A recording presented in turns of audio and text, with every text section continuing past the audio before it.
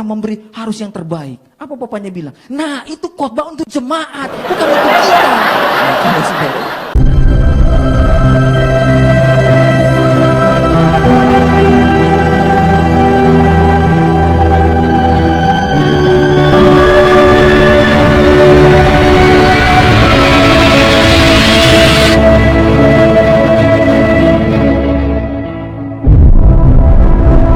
Kami bersyukur Tuhan pagi hari ini. Terima kasih buat cinta yang Kau beri bagi kami, yang tidak pernah habis dalam kehidupan kami. Terima kasih ya Allah. Kami bersyukur buat pagi hari ini. Kesehatan nafas kehidupan senantiasa Engkau beri bagi kami. Pagi hari ini kami akan belajar firman-Mu Tuhan. Berbicaralah kepada setiap kami, pakai bibir mulut hamba-Mu dalam menyampaikan firman-Mu. Berketika hamba berbicara, tidak ada pengajaran yang menyesatkan, tidak ada pengajaran yang menyimpang ke kanan atau ke kiri, namun semuanya berasal dari firman Allah yang hidup. Dan biarlah tanah hati kami menjadi tanah hati yang subur, sehingga ketika benih firman itu ditabur, benih itu boleh berakar, bertumbuh, berbuah, dan kami boleh menjadi berkat bagi orang lain. Ini kami Tuhan, anak-anak-Mu. Berbicaralah kepada setiap kami, karena kami telah siap mendengar firman-Mu. Di dalam nama Tuhan Yesus kami berdoa. Haleluya. Amin. Silakan duduk kembali saudara. Puji Tuhan, shalom. Terima kasih buat pengurus Nasanapura yang memberikan saya kembali kepercayaan untuk menyampaikan firman Tuhan di pagi hari ini. Pagi hari ini merupakan momen yang spesial ya. Besok Valentine. Jadi Valentine itu selalu ada hubungannya dengan cinta dan kasih sayang, Cile. Sampai ada yang bilang begini, apa sih bedanya kamu sama coklat? Iya, iya. Kalau coklat itu manisnya kalau dimakan bisa hilang. Tapi kalau kamu manisnya nggak hilang-hilang. Saya pikir-pikir dari tadi apa ya gombalan-gombalan itu. Saya pikir oh iya itu juga saudara. Nah seperti tadi dulu waktu masih pacaran, kalau hilang sesuatu, mau hilang motor kayak aman. Masih pacaran. Pas mau menikah takut-takut pulang. Hampir lagi biasanya suami tidur di luar. Aduh jangan-jangan ini istrinya suruh tidur di luar. Wah kasihan. Ini saudara. Nah hari ini kita akan belajar tentang ya saya dikasih tema tentang Valentine saudara. Valentine dengan pink. Wah warnanya merah marun gitu kan. Apa sih bedanya Valentine sama kamu ya? Kalau Valentine itu hari kasih sayang 14 Februari. Tapi kalau 14 Februari itu hari pernikahan kita. Nah kemarin waktu doa puasa saudara, kami sempat doa puasa, terus ada sharing firman. Kita belajar di situ juga tidak kebetulan men-sharingkan tentang kasih saudara. Nah ternyata ketika saya belajar kembali, saya menemukan begini saudara. Ternyata kasih itu dibagi menjadi dua sudut pandang. Jadi kasih itu dibagi menjadi dua sudut pandang. Yang pertama pandangan secara umum. Pandangan secara umum itu berdasarkan pandangan sosial. Kita semua manusia, ya semualah yang di muka bumi ini. Itu pandangannya berbicara begini. Kasih itu diukur berdasarkan tolak dasar materi. Nah itu pandangan umum secara umum. Jadi kasih orang dunia itu misalnya kalau saya punya uang, saya bisa memberi. Orang pasti bilang, oh dia baik. Wah dia baik. Tapi kalau saya punya uang, lalu saya tidak memberi. Dan oh memang dia pelit kok. Memang dia seke. Memang dia ini. Jangankan uang dia mau kasih. Sedangkan tisu saja habis dia pakai dijemur ulang. Pakai tisu. Wah begitu. Ambil lipat. Itu bahaya saudara. Itu pandangan orang dunia, pelit sekali orang itu. Jadi orang dunia mengukur kasih itu dari sebuah yang namanya materi. Betul saudara ya?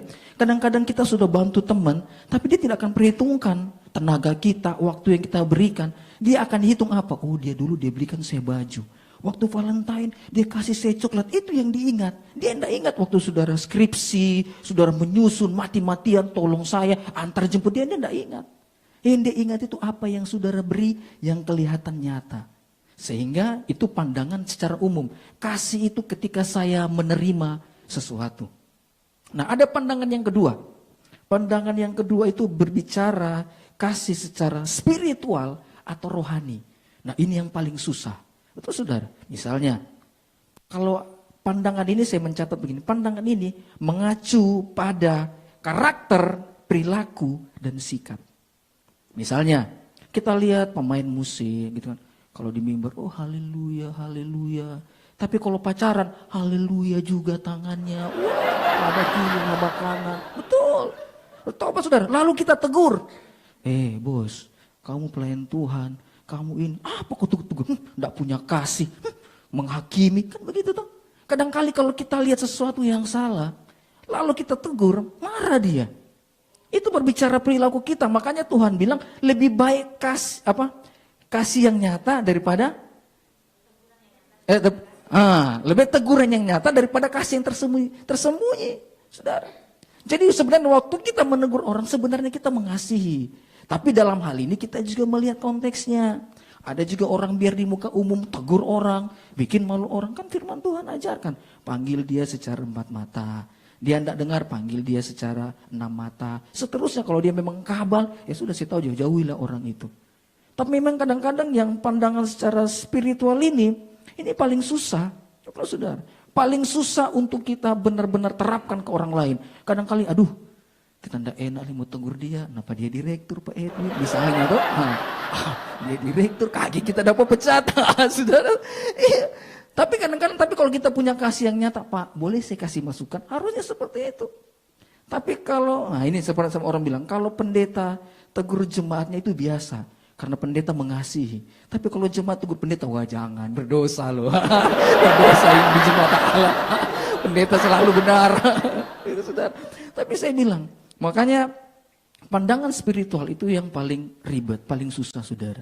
Tapi kita harus menyadari, kita harus punya yang namanya jiwa besar hati. Ketika orang menegur kita, harusnya kita introspeksi diri. Kalau saudara tidak merasa salah ya berdoa. Harus introspeksi diri, tapi kalau memang itu, oh iya ya, saya salah, saya harus terima. Ngapain lagi saya bilang, sok-sok lu, anak kemarin sore, mau sok-sok ajarin gue, kan gak bisa saudara. Nah banyak kali kita bersikap seperti itu. Nah, sekarang saya bicara begini, kasih itu ada kasih yang asli, ada kasih yang palsu. Kalau kita beri barang, kan ada barang yang KW, ada barang yang asli.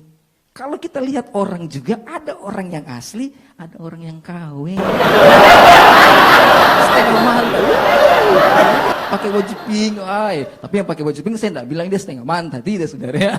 Jadi bukan berarti makanya saya heran, kenapa sih orang ini mindsetnya begini? Kenapa ini pink dicenderungkan dengan setengah mantap? Maksudnya khusus hanya untuk perempuan. Berdosakah kalau laki-laki pakai baju pink? Memangnya kesejatian seorang laki-laki, keperkasaan seorang laki-laki ditentukan dari warna. Jadi kalau dia pakai warna pink, dia setengah mantap. Sayang, manis dok. Tidak begitu saudara. Tapi memang saya heran ya. Kalau ada laki-laki suka laki-laki. Mungkin kalau coba saudara babi itu tidak pernah babi jantan. Badusu juga babi jantan. Mungkin kalau babi itu bisa bicara, mungkin dia bilang, jangan kayak manusia. Kita memang babi, tapi kita nggak homo. Tidak ada babi homo, cuma ada orang. Tapi kan saya pikir, saudara, bayangkan babi saja tidak homo, masa kita orang mau homo? Kan lucu. Kemarin saya dikirimin Unun video. Video pernikahannya megah sekali. Kumis deng kumis baku dah. Kumis deng kumis. Saya bilang, ini video apa? Pernikahannya bagus, megah. Tapi sayang. Nah sama dengan kita juga kadang-kali memiliki kasih yang palsu. Kasih kita tidak asli. Di mana membedakannya? Gampang. Lihat dari ketulusan hati kita. Terus saudara ya. Makanya mari kita buka sebentar dalam Korintus. 1 Korintus pasal yang ke 13 ayat 1 sampai 8. 1 Korintus pasal 13 ayat 1 yang ke-8 sampai 8. Kita akan baca secara gantian saudara. 1 Korintus pasal 13 ayat 1 sampai ke-8. Saya baca ayat yang pertama. Sekalipun aku dapat berkata-kata dengan semua bahasa manusia dan bahasa malaikat, tetapi jika aku tidak mempunyai kasih, aku sama dengan gong yang berkumandang dan canang yang gemerincing. Ayat 2.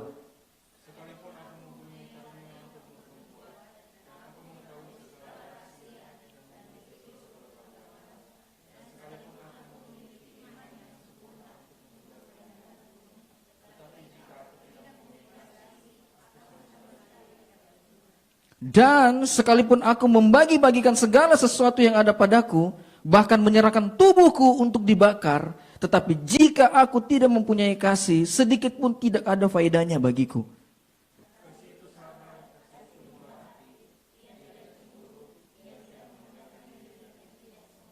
Ia tidak melakukan yang tidak sopan dan tidak mencari keuntungan diri sendiri. Ia tidak pemarah dan tidak menyimpan kesalahan orang lain.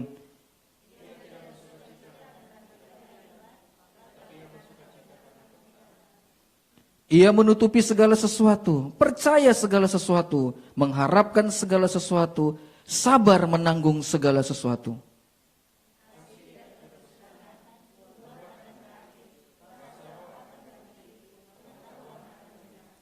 Amin. Nah, hari ini kita akan belajar, saudara. Yang pertama, mengapa kasih itu penting dan harus dikejar? Kenapa kasih itu penting? Alkitab bilang bahasa roh, pengetahuan akan lenyap. Tetapi yang lebih besar dari semuanya itu adalah kasih. Nah, kita belajar mengapa kasih itu penting dan harus kita kejar. Saya mencatat begini, karena kasih lebih tinggi nilainya daripada karunia dan perbuatan baik. Sekali lagi, kenapa kita harus mengejar kasih dan mengapa kasih itu penting? Karena kasih lebih tinggi nilainya daripada karunia. Kalau saudara baca di ayat yang pertama sampai ayat ketiga bilang gini, bahkan menyerahkan tubuhku untuk dibakar, jika aku tidak mempunyai kasih, sedikit pun tidak ada faedahnya. Ayat 13 bilang begini, demikianlah tinggal ketiga hal ini, yaitu iman, pengharapan, dan kasih. Dan yang paling besar di antaranya ialah kasih. Jadi kasih lebih tinggi nilainya. Bahkan dibilang begini, kita menyerahkan diri kita saja untuk dibakar. Tapi kalau kita tidak mempunyai kasih, tidak ada gunanya. Makanya hukum yang paling utama ialah kasih. Lihat Tuhan Allahmu. Bukan dia bilang jadi mati martir. Bukan dia bilang pergi penginjilan kemana. Tidak, saudara. Tapi kasih lebih tinggi nilainya. Mengapa? Karena kasih itu tidak akan pernah ada habisnya, saudara. Jadi kita harus mengejar kasih itu. Itu merupakan nilai yang paling tinggi, saudara, dalam kehidupan setiap kita. Tanpa kasih, kita kehilangan sesuatu yang berharga. Percuma kita hidup, karena tidak ada faedahnya, kata Alkitab. Jadi itu yang pertama, jadi kasih lebih tinggi nilainya dari apapun. Kalau saudara misalnya ikut sebuah kompetisi, sesuatu yang apa, mungkin saudara akan lihat di target-target mana yang harus saya bisa capai, sehingga nilai saya nanti paling bagus di situ. Kan biasa begitu. Oh, kalau mata pelajaran ini oke lah, tidak terlalu baik. Karena mungkin bukan jurusan saya. Oh, di mata kuliah misalnya matematika oke lah, tidak terlalu baik. Tapi kalau bicara misalnya kimia, biologi, karena saya ingin jadi dokter sebagainya. Oh, saya harus pintar di situ. Jadi kita kadang-kadang mengejar target-target nilai yang penting. Tapi bukan berarti saya bilang yang lain tidak penting, saudara. Yang lain tidak ada artinya, bukan. Tapi memang kasih nilainya lebih tinggi daripada apapun. Makanya hal yang utama yang harus kita lakukan adalah kasih. Kenapa begitu? Karena Yesus pun menunjukkan kasihnya di atas kayu salib, saudara. Jadi Yesus itu bukan cuma sekedar berkata-kata, bukan cuma sekedar menegur, bukan cuma sekedar memberi materi, tapi dia memberikan dirinya. Karena kasihnya. Menurut Yohanes 3 ayat 16, karena begitu besar kasih Allah ini. Jadi kasih Allah memang besar, jadi kasih itu nilainya tidak terbatas, saudara, dan sangat tinggi, saudara. Itu yang pertama, kenapa kasih itu penting dan harus dikejar? Karena kasih nilainya tinggi. Yang kedua, karena kasih tidak berkesudahan. Jadi kasih itu tidak akan pernah ada habisnya. Ayat 7 bilang begini, ia menutupi segala sesuatu, percaya segala sesuatu, mengharapkan segala sesuatu, sabar menanggung segala sesuatu. Saya baca sebuah artikel kisah nyata di Jepang. Saya tidak tahu apakah artikel ini benar atau tidak. Tapi berdasarkan true story yang saya baca, kayaknya ini memang betul kisah nyata yang berada di Jepang, saudara. Ternyata di Jepang itu di zaman-zaman dulu, kalau misalnya saya punya orang tua, sudah tua begitu, misalnya dia katakanlah sudah sakit, sudah tidak bisa buat apa-apa, mungkin sudah stroke setengah badan, atau memang sudah tua begitu. Rupanya di Jepang dulu, itu anaknya harus gendong orang tuanya itu, bawa di hutan belantara dan tinggalkan di sana. Nah, satu ketika ada seorang anak muda, sudah. Jadi anak muda lihat, waduh dia punya mama, so stroke setengah badan. Dia ambil mamanya, dia gendong. Dia bawa jalan ke hutan. Tapi sepanjang jalan, mamanya itu mencoba meraih ranting-ranting. Dan dia mulai patahkan satu-satu. Ketika sudah sampai di hutan yang sangat jauh sekali, lalu anak ini kasih turun. Sambil berat hati dia kasih turun. Lalu mamanya bilang begini, "Nak, sampai hari ini kasihku tidak pernah hilang buatmu. Tadi sepanjang jalan, mama sudah kasih patah-patah ranting-ranting. Kamu tinggal pulang ikuti patahan ranting itu. Maka kamu akan sampai di rumah." Apa yang terjadi? Lalu anak ini menangis. Dia tidak jadi buang mamanya, dia gendong ulang mamanya dan dia pulang. Sejak hari itu terjadi perubahan di Jepang, saudara. Dan di Jepang hari ini tidak ada lagi pembuangan orang tua, saudara. Karena sebuah kasih yang tidak pernah ada habisnya. Untuk mamanya tidak bilang, "Tega sekali kau nak.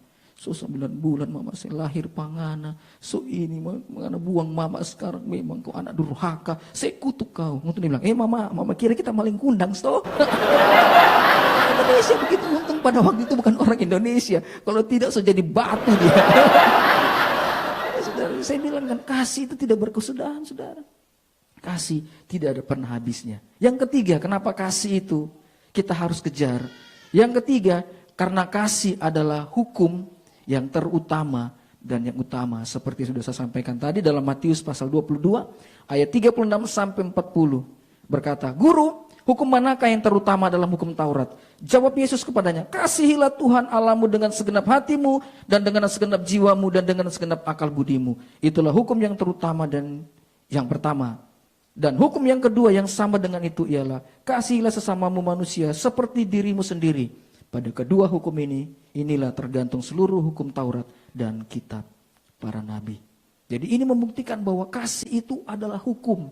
Berarti kalau saya bisa menyimpulkan, menggambarkan bahwa kalau kita tidak punya kasih, kita melanggar hukum Allah.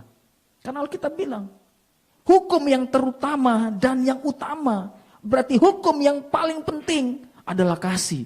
Mengasihi Allah dan mengasihi sesama. Tapi bagaimana kita bisa mengasihi Allah kalau kita tidak bisa mengasihi sesama? Banyak orang, saya mengasihi Allah, saya mencintai Allah. Tapi kita tidak mengasihi sesama kita. Kita masih dendam, kita masih marah, kita masih benci dan sebagainya. Kita masih pelit dan sebagainya, saudara. Bagaimana kita bisa bilang mengasihi Allah? Makanya firman Tuhan bilang, bagaimana mungkin yang kelihatan saja kau tidak kasihi, bagaimana yang tidak kelihatan, saudara. Nah, saya percaya bahwa hukum ini bukan cuma sekedar ditaruh Tuhan dalam firman. Tapi memang itu sebuah peraturan yang ditetapkan Allah yang harus kita patuhi. Makanya saya bilang tadi, kasih itu hukum. Berarti kalau kita tidak punya kasih, kita melanggar hukum Allah. Kasih itu berbicara luas seperti saya bilang tadi. Baik secara pandangan umum maupun secara pandangan spiritual atau rohani. Yang berbicara karakter, sikap, dan perilaku kita. Nah, di sini saya mencatat, saudara. Mengapa kita sulit mengasihi? Mengapa kita begitu sulit mengasihi sesama? Yang pertama saya mencatat begini, karena keegoisan. Kenapa kita sulit mengasihi? Yang pertama karena keegoisan atau mementingkan diri sendiri. Memang tidak bisa dipungkiri, tidak ada satu manusia di muka bumi ini yang tidak memiliki ego. Betul, saudara? Setiap kita punya ego, mau sekelas pendeta pun dia punya ego, saudara. Sama kayak pendeta satu itu, dia khotbah. Saudara-saudara, kita harus punya kasih. Kita harus memberi yang terbaik bagi sesama kita. Kita harus dia khotbah dengan begitu semangatnya. Biasa kan kalau gereja Pantai Costa, biasa kan keluarga, istri, anak duduk semua di depan tuh. Nah, begitu selesai khotbah siang gitu, karena pendeta ini mau khotbah lagi malam, biasa ibadah raya 2, habis makan, dia tidur. Anak-anaknya tuh, anaknya main di muka gereja, kan biasa gereja dengan pastori satu lingkungan, main begitu anaknya. Ketika anaknya lagi main, tiba-tiba pengemis datang, minta. Langsung anaknya pikir, oh iyo, khotbahnya papaku tadi pagi, saya harus memberi yang terbaik. Dia masuk ke dalam rumah, dia cari apa yang terbaik. Oh ada baju, diambil celana, diambil jasnya bapaknya, dia kasih sama pengemis. Nah, siang-siang sudah sore, bapaknya bangun mandi, sudah belajar kita, mau siap-siap pergi pelayanan. Dia teriak, sayang, mana celanaku? Ada di lemari. Mana bajuku? Ada di lemari. Jasku mana? Ada di lemari. Tidak ada, sudah ku cari-cari, tidak ada, mau ku pakai, tidak ada. Langsung ada kok di situ. Dia terus marah-marah bapaknya. Terus datang anaknya. Papa cari apa? Papa cari papa pe jas, papa pe celana, dengan papa pe baju. Ada kau lihat? Oh, tadi siang ada pengemis ada pengemis pak. Jadi saya sudah kasih ke dia. Langsung kawin. Kenapa kau kasih ke dia? Kan papa tadi khotbah yang ajarin. Bilang kalau kita memberi harus yang terbaik. Apa papanya bilang? Nah itu khotbah untuk jemaat. Bukan untuk kita. Jadi khotbahnya untuk jemaat. Bukan untuk dia punya keluarga. Salah. Inilah yang disebut dengan ego. Banyak kali tuh pendeta khotbah. Wah khotbah. Tapi untuk diri, bukan untuk saya Tuhan. Untuk jemaat. Salah saudara. Itulah saya bilang ciri-ciri orang yang egois. Makanya saya mencatat begini. Satu hal yang paling penting dalam dunia ini, dalam pekerjaan, dalam pelayanan, bukan soal mengurusi keuangan, bukan soal administrasi, bukan soal mengatur jam-jam kerja di rumah sakit, bukan, atau dalam pelayanan. Salah satu hal yang paling sulit di dalam pekerjaan atau bahkan dalam dunia pelayanan, mengurusi orang-orang yang keras kepala dan egois. Betul?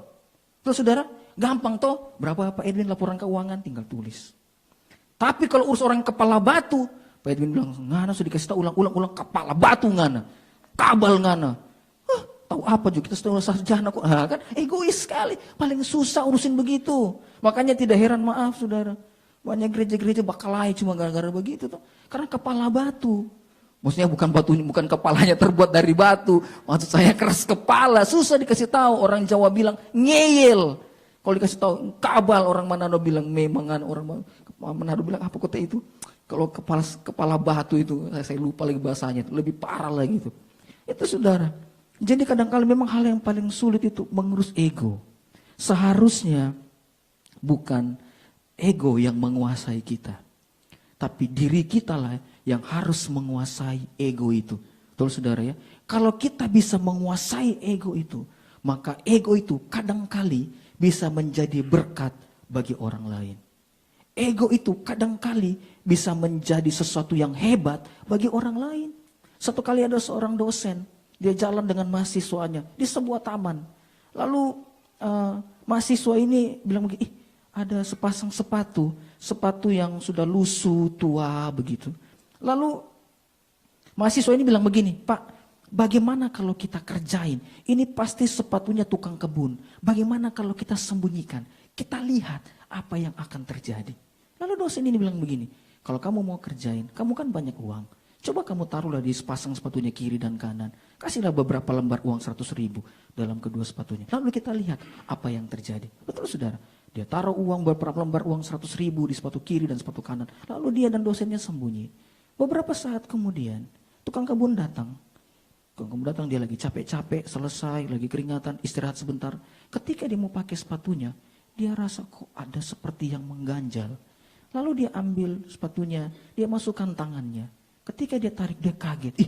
Ada beberapa lembar uang 100.000. Lalu dia masukkan lagi di tangannya di sepatu yang sebelah. Dia tarik, ada berapa lembar lagi uang 100.000. Dia lihat kiri, dia lihat kanan, depan, belakang, dia cari. Tidak ada orang. Lalu apa yang dilakukan sama tukang kebun ini? Dia mengangkat tangan, dia berlutut. Lalu dia bilang begini, Tuhan terima kasih. Kau tahu kalau hari ini istriku lagi sakit dan saya tidak punya uang untuk berobat. Kau tahu kalau hari ini anakku belum makan, tidak punya beras. Kau tahu kalau kami lagi kelaparan. Anak itu, orang mahasiswa yang mendengar itu, dia meneteskan air mata. Untung dosennya bisa menguasai ego. Coba kalau dia egois, kerjain sembunyikan, jadi bahan tertawaan. Kadang-kali kita seperti itu, kadang-kadang ego kita ini lebih besar, menguasai diri kita. Sehingga kita lihat kadang-kadang suka yang memuaskan kita, saudara. Kita puas kalau lihat orang lain, kita bisa menertawakan orang lain. Itu yang bahaya, saudara. Tapi milikilah, kita bisa menekan ego kita. Kita yang kuasai ego kita, bukan ego yang menguasai kita. Itu yang pertama. Yang kedua, kenapa orang begitu sulit untuk mengasihi? Yang kedua, karena tidak mau mengampuni, saudara.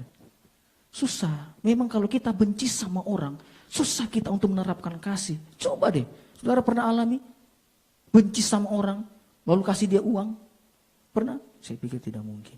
Terus karena kita tidak mau mengampuni, itu hal yang berat. Saya baca artikel karena memang saya suka ilustrasi, sampai ada yang bilang, oh Dev ini pendeta dengan sejuta cerita, pendeta dengan sejuta ilustrasi. Tapi kadang-kadang saya baca artikel itu kisah nyata. Satu kali Presiden Afrika Selatan bernama Nelson Mandela, ketika dia mampir di sebuah resto, dia lagi makan.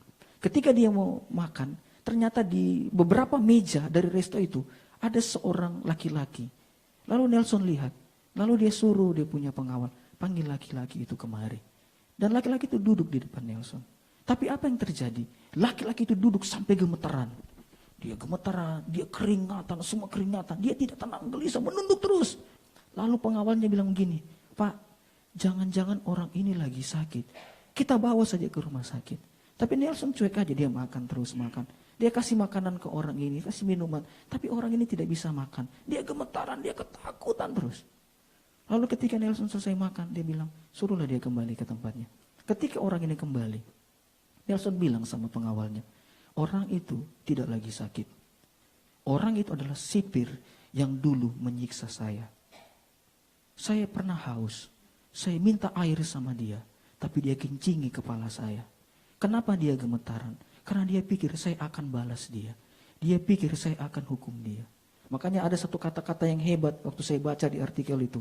Nelson bilang begini, dendam tidak akan membangun pribadi kita. Dendam tidak akan membangun pribadi kita. Tetapi memaafkan selalu menjadi jalan menuju kebangkitan hidup. Hebat saudara. Bahkan Yesus juga berkata, iya Bapa, ampunilah mereka. Sebab mereka tidak tahu apa yang mereka perbuat. Mengampuni saudara. Kalau kita tidak bisa mengampuni, jangan mimpi kita punya kasih, saudara. Jadi hal yang kenapa kita sulit mengampuni orang lain, karena kita masih menyimpan kebencian. Kita masih menyimpan amarah. Dan itu perlu dilepaskan, saudara. Saya diajari Ibu Esther, gampang sekali melihat kita masih benci sama orang atau tidak. Gampang. Kalau kita menceritakan sesuatu sambil tertawa, sukacita, berarti itu dia sudah mengampuni. Tapi kalau dia menceritakan, Bu Esther, tahu enggak? Memang kurang ajar dia itu. Saya bilang, berarti dia masih kepahitan sama orang itu. Meskipun dia bilang, tapi saya sudah ampuni dia, Bu Esther. Saya sudah ampuni dia. Saya sudah doakan dia. Tapi caranya menyampaikan itu memang kayak, berarti masih dendam. Saya renungkan, betul juga ya. Kadang-kadang kalau kita cerita orang, ya dulu dia begini sama, tapi saya ampuni. Ketawa-ketawa, sudahlah. Gitu. Itu kita sudah mengampuni, sudah plong. Jadi gampang saja kalau sudah ada nanti teman curhat tentang kepahitan sama, dilihat bagaimana cara dia menyampaikan. Kalau dia menyampaikan dengan tegas, dengan ini seakan-akan kelihatannya baik, seakan-akan sudah mengampuni, berarti belum. Bilang sama dia, bro, sis, kau belum mengampuni. Tapi kalau dia suka cita mengampuni, dia sudah suka cita. Karena orang yang sudah mengampuni, dilihat dari mana? Sukacitanya dia, betul? Kita suka cita, kita kan lega, toh? Kalau kita sehat, pasti kita suka cita. Tapi kalau kita sakit, masih loyo tuh, ayo. Saya kemarin itu, saya pikir saya sudah mau drop out waktu mau pelayanan. Tiba-tiba asam lambung naik sampai lambung luka, sampai muntah keluar darah. Malah juga langsung panik, bawa. Ternyata setelah di USG, ini yang salah. Katanya dokter Jim USG. Ini laki-laki, dan dia hamil. Bukan USG, maksudnya Pak, IKG Pak. Saya juga langsung, iya USG, kok pikir saya setengah mantap Kak.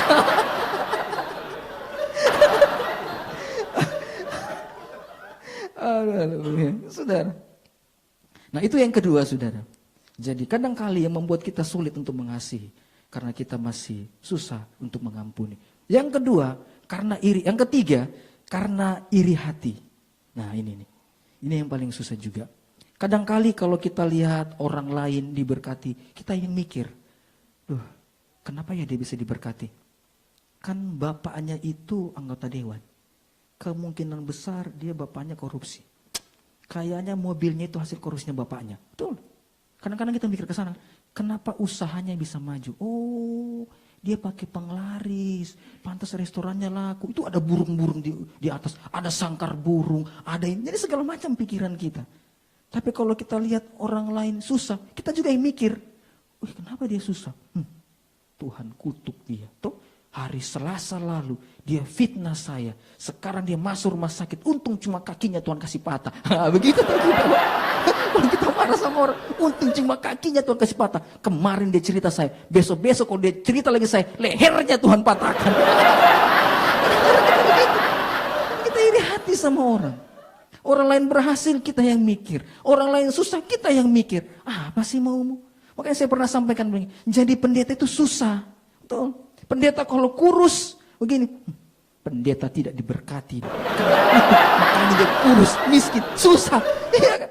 Kalau saya gemuk kayak Pak Domi, apalagi dibilang, ini pendeta pemalas, tidak pernah doa puasa, bahaya ini pendeta. Kan? Iya. Akhirnya apa yang saya lakukan? Saya nge-gym, saya olahraga, badannya bagus, saya ke salon supaya treatment badannya bagus. Apalagi jemaat bilang, ini Pastor Dev pendeta duniawi. Ya apa maumu? Bilang apa maumu? Kurus salah, gemuk salah, nge-gym olahraga salah, semua salah. Sudah jadi pendeta. Kadang-kadang kita begitu, saudara. Dan memang kadang-kadang kita yang suka iri sama orang. Ada yang orang buat kita mulai kritik. Kalau kritiknya membangun ya is oke lah ya. Kalau kritiknya bisa menguatkan iman kita ya bagus, saudara. Tapi kadang-kali iri hati membuat kita untuk sulit mengasihi. Saya cepat saja. Yang keempat, mengapa kita sulit mengasihi? Karena rasa tidak aman. Nah, rasa tidak aman ini saya pelajari muncul dimulai dari yang namanya persaingan jabatan. Sehingga apa? Muncul rasa tidak aman.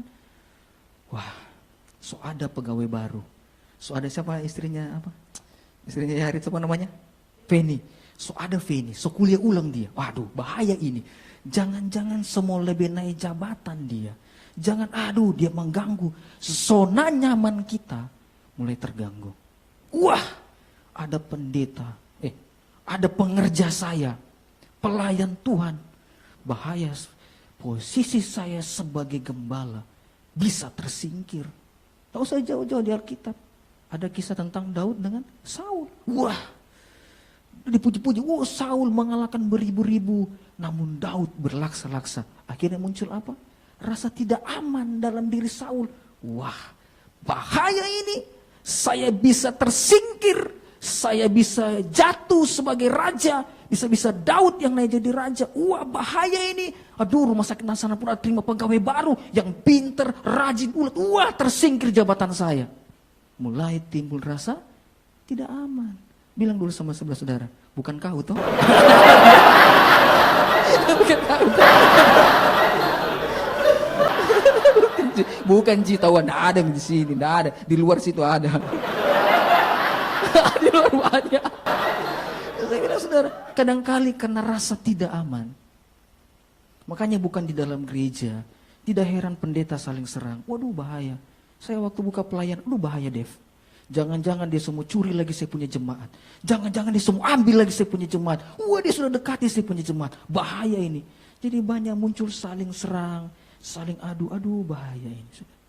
Ya, kecuali saya bilang ya, kecuali gereja itu menganut pengajaran sesat, menganut pengajaran yang tidak benar. Ya, mungkin saya bilang bukan zona aman, tapi tugas kita untuk menyampaikan tentang kebenaran. Kalau itu bagi saya konteksnya tidak salah. Tapi rasa tidak aman yang saya maksud adalah rasa aman dalam posisi kita. Sehingga ketika kita berada, orang kan paling senang ya. Kalau sudah di zona nyaman, sudah paling mau dia. Tidak boleh ada yang ganggu itu. Aduh, sampai ada istilah apa? Marger, malas gerak. Nah, kan sudah malas gerak ya sudah. Karena sudah merasa nyaman. Lagi mejer, lagi malas begini ini. Ya kan, kayak kemarin itu mau pelayanan. Aduh, Pak Domi Jo, kok kayak yang khotbah? Oh iya, saya yang khotbah. Saya lupa. Akhirnya saya cepat-cepat mandi. Kalau tidak mandi lagi.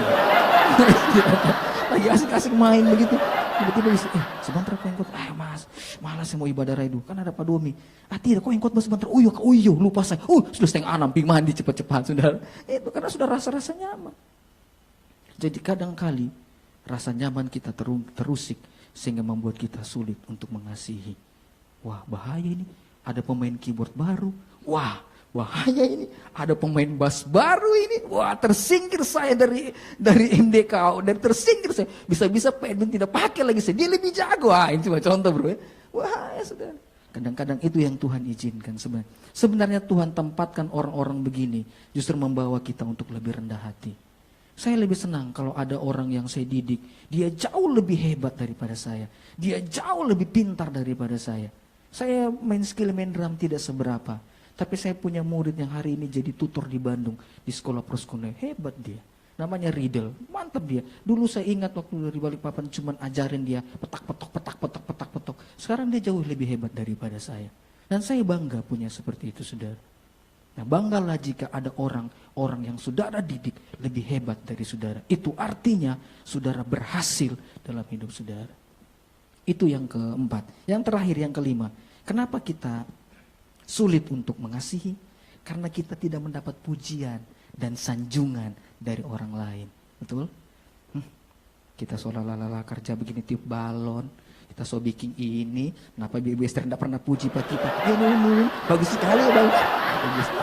Besok kalau Ibu Esther suruh tani mau baking. Itu. Sudah. Karena tidak dipuji. Sorry Unun, tidak Unun ya. Itu cuma contoh saudara ya. Namun seringkali kita begitu, waktu orang tidak puji kita, orang tidak sanjung kita, makanya kita mulai kecewa sama orang. Memang tidak bisa dipungkiri, saya mencatat begini saudara. Salah satu sifat dasar manusia adalah senang dipuji. Betul? Tidak bisa dipungkiri. Salah satu sifat dasar manusia adalah senang dipuji. Pujian itu penting, tetapi untuk hal-hal yang tepat pada tempatnya. Pujian itu penting untuk pada hal-hal yang tepat dan pada tempatnya. Contohnya di mana? Kalau kita punya anak. Biar kita punya anak bikin salah, enak, bagus itu. Biar gambarnya nih tahu DP kepala di mana, DP kaki di mana, DP gunung di mana.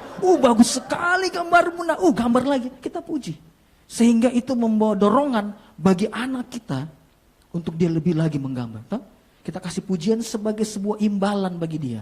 Dulu saya pernah mengajar autis di Kalimantan, di rumah sakit Pupuk Kaltim. Kurang lebih hampir 2 tahun. Jadi salah satu tugasnya kami sebagai seorang terapi untuk anak-anak autis, hiperaktif, ADHD. Itu kita harus kasih imbalan. Hore, tepuk tangan. Apapun yang dia buat kita kasih harus imbalan. Hore, tepuk tangan. Kita yang menari, kita yang kayak orang gila. Dia bongong-bongong aja. Dia hore, bagus bang. Supaya memotivasi dia. Memang itu salah satunya, memuji. Nah makanya saya heran, kalau ada orang-orang seumuran kita, terus dipuji, kita besar kepala, saya tanya, kau so tua atau masih anak-anak? Itu saja, kau normal atau kau autis? Itu saja. Kalau tidak dipuji terus kecewa, autis dia. Autis dia, begitu aja, kau autis bukan. Itu saja, saudara. Karena memang kadang-kadang memang kita butuh pujian. Tapi tergantung lagi bagaimana sikap hati kita. Dan kita juga kalau memuji orang, pujilah dengan tulus. Jangan puji dia, ada orang bilang apa? Makang puji, MP orang menolak bilang, makang puji dia. Saya lupa namanya dulu. Adik rumah siapa namanya? Dewi. Dewi. Saya bilang, Dewi kok cantik sekali Dewi. Kok tapi habis saya pulang, so gue udah gitu. Saya bercanda. Kadang-kadang kita memuji begitu, betul? Dewi kok cantik sekali, pas balik belakang, belum tahu dia sugori bagi tahu pakai apa di pelapis. Ya sudah, kita memuji orang tidak dengan tulus, sudah. Kita memuji orang bukan keluar dari dasar hati kita. Kalau kita memuji orang, pujilah dengan baik. Karyawanku luar biasa, karyawanku baik. Makanya saya kagum dengan profetik yang diucapkan Ibu Esther tentang Petobo. Petobo itu banyak begal, Petobo banyak ini, Petobo kita sumpahi dengan kata-kata kita. Harusnya kita cabut dan kita puji Petobo. Petobo orang-orang hebat, Petobo orang-orang diberkati, Petobo orang-orang rajin, Petobo orang-orang pintar. Nah itu bagus saudara. Tidak ada begal di Petobo. Itu yang harus kita ucapkan saudara. Bukan kita bilang dasar Kaili. Nah bisa saudara. Kaili itu hebat, suku yang luar biasa. Harusnya kita ucapkan seperti itu. Itu yang betul. Nah seringkali makanya saya bilang kadang-kadang orang tidak puji kita membuat kita marah. Tapi ada juga orang suka dipuji, maaf. Jadi dalam tanda kutip penjilat. Pak Edwin ganteng sekali. DP rambu belah tengah. Karena buta mata. Sudah ada. Karena bilang belah tengah. Nggak ada bukan mau puji. Nggak ada. Sudah, pujilah dengan tulus, sudah. Nah, mungkin kita puji Pedun ganteng, rambutnya belah tengah. Kan tidak mungkin, saudara. Berarti saudara memuji tidak tulus. Berarti saudara memuji ada maunya. Ini yang disebut dengan pujian dalam tanda kutip. Benjilan. Berapa banyak orang memuji seseorang. Mungkin memuji atasannya. Karena ada sesuatu yang diharapkan. Kita dekat sama orang ya bagus. Seperti ada istilah begini.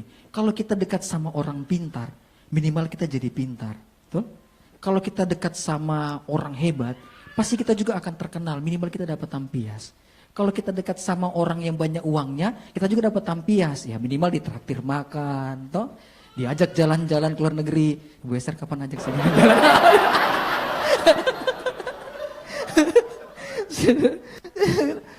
Tapi memang begitu, saudara.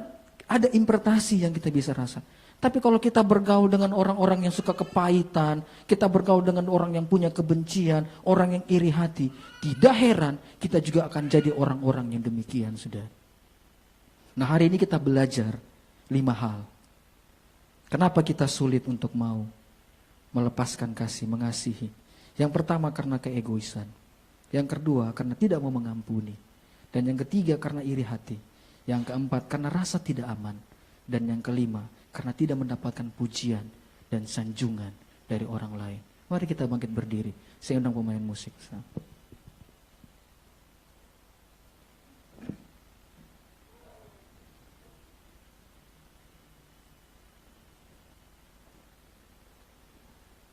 Mari kita renungkan sebentar firman Tuhan.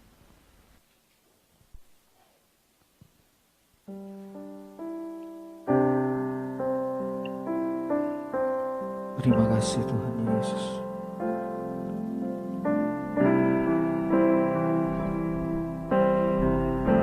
Kasih yang sempurna. Nyanyikan pujian ini. Kasih yang sempurna telah ku